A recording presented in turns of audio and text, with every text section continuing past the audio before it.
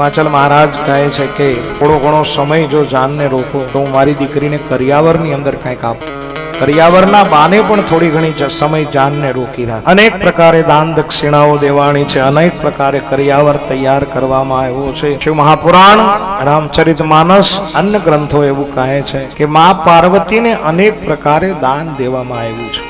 અનેક પ્રકારે રથનું દાન આપવામાં આવ્યું છે, અનેક પ્રકારે અશ્વનું દાન આપવામાં આવ્યું છે, સોના ચાંદીના વાસણનું દાન આપવામાં આવ્યું છે, પણ ખાલી નહીં, ભરેલું.